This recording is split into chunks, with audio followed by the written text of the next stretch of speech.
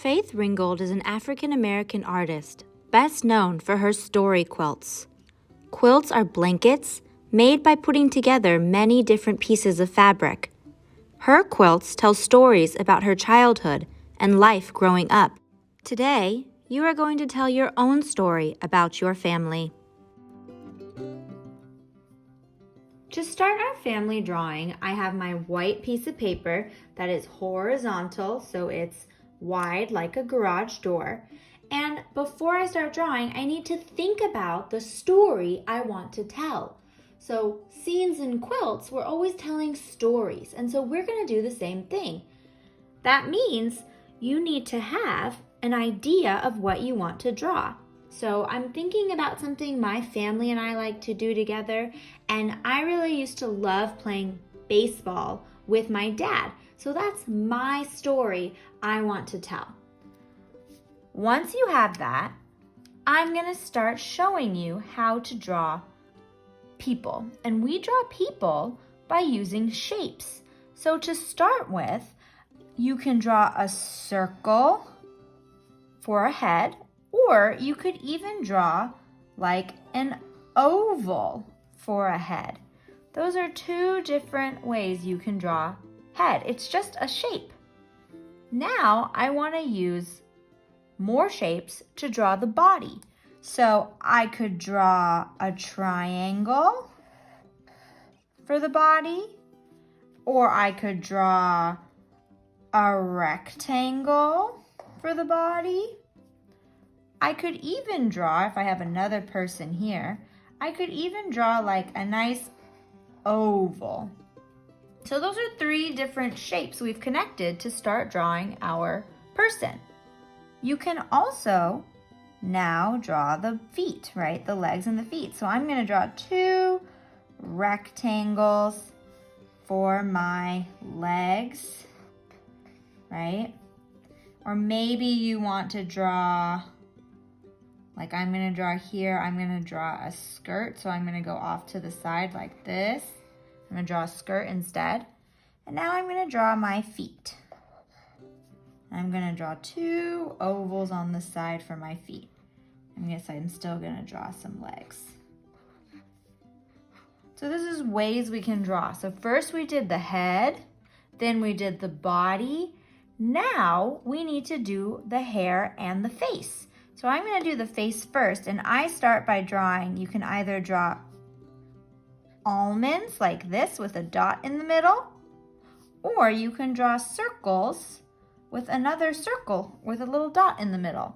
So it's up to you how you want to draw, but these are the ways I draw eyes. Then the nose, which I draw like a little open triangle, so I don't finish my triangle, or you can make it round. And then the smile. They don't have to be smiling, they could be frowning, or maybe they're a little bit scared. So that's giving me the emotions of the people in my story. I can also draw their hair. Maybe your person has curly hair. I have curly hair, so when I do that, I'm gonna draw zigzags or spirals for my curly hair. Maybe you have really short hair, right? So I'm gonna just draw a bunch of really short lines close together on the forehead too. Or maybe your person has really long, straight hair, kind of like that. It's up to you. I'm gonna fill in the back though, because I don't really like it when you can just see off the side, so I always fill in the back. So these are three different people in my story, right? So now I want, oh wait, guys, I forgot arms. Silly me. So your arms also tell a story, because sometimes our arms are down by our side, right? Sometimes they're down by our side. But sometimes they're in front of us, or maybe they're even reaching up high if they're trying to get something, right? How should this person, have you ever seen people who just hold their hands like right in front of themselves, like they're holding their own hand, right, like that? So you can put arms in different positions depending on what your person is doing in your story. So here are different people, right? If you want, you can add glasses. You can add designs onto their outfit. So like my dad always wore a collar because he used to go to work every day, and so he'd wear a suit and then he'd wear a tie. So I could draw that for my dad because he always wore a tie to work, right? My mom has this necklace that she always wears, so I could draw that.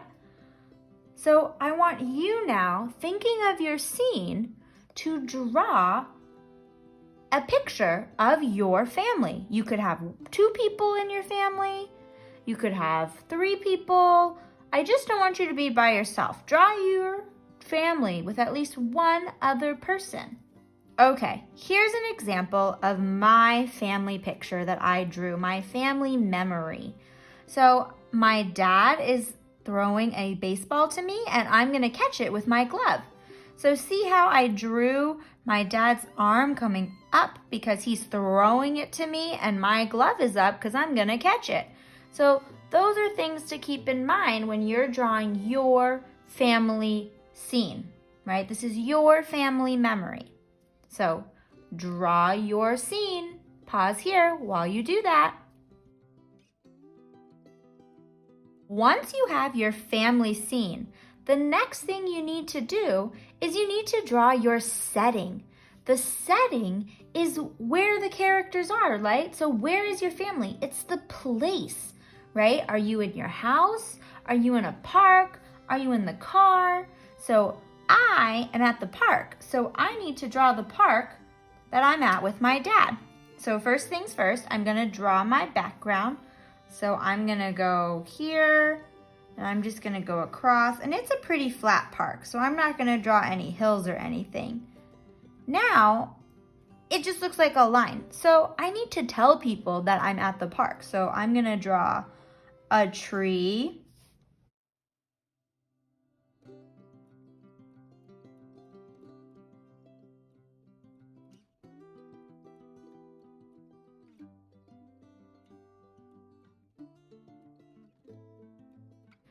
And what else can I do? What else is at a park?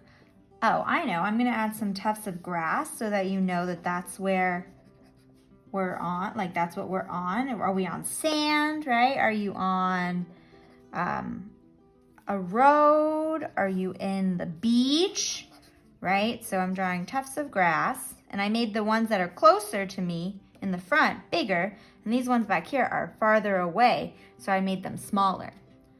But you know, I still have some extra space, so way back here in the corner, I think I'm gonna draw a slide.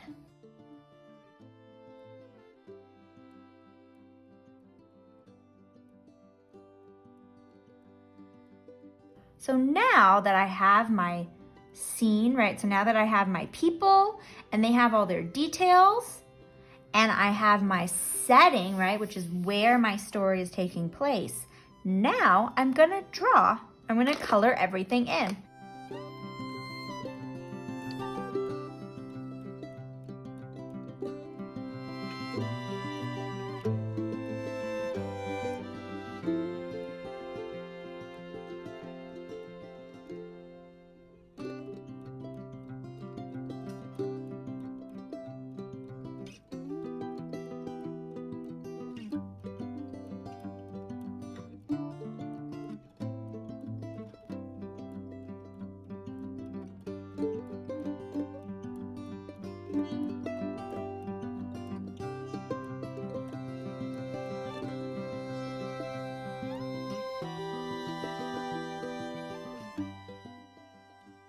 Okay, I have my finished picture of my dad and I playing catch. Now I need to add the border around it for my quilt. So for that, I need my papers from before. Remember, these can either be colored or they can be solid. So I'm gonna move this off to the side right now, and using my paper and my scissors and my markers or crayons, I'm gonna start adding some designs and patterns to my paper because I don't want it to be just plain one color. If you don't want that much, you don't have to, but I'm gonna add some designs to my paper.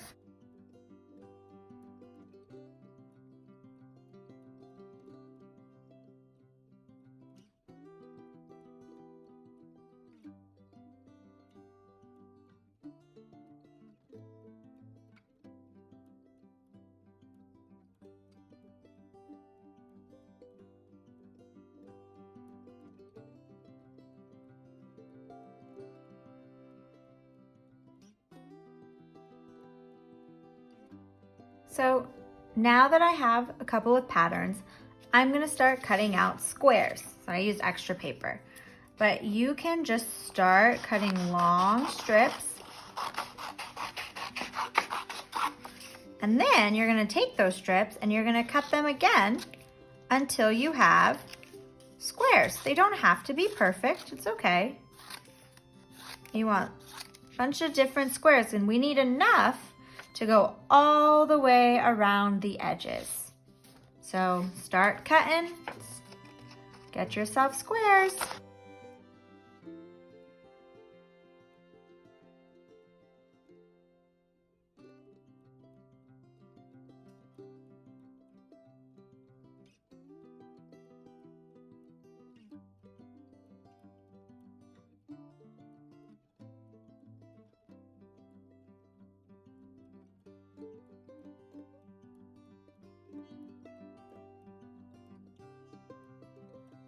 There are all of my cut pieces. So now I'm gonna move these up to the top. I'm gonna bring back my picture and with some glue, I'm gonna start adding. Now, if I go all the way in, I'm gonna cut off a lot of my picture. So what I'm gonna do is I'm gonna take my glue stick and I'm just gonna do like 1 or 2 sweeps along one edge at a time. And I'm gonna start putting them on so that they go half on and half off of my page. So I'm gonna make it bigger. Now, you can do either a pattern, so if I wanna do every other one, or maybe you have a different pattern you want to do, that's fine too. But I'm gonna now go around. Oh, time for my next one. Next layer. Dun, dun, dun. So now it's time for a star. And then this one. I'm gonna just keep going around.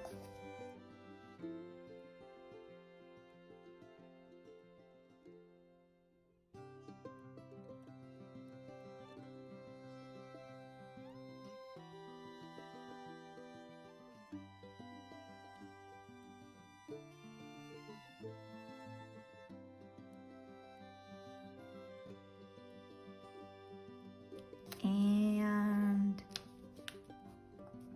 done. Okay, I finished my quilted family memory. I cannot wait to see yours.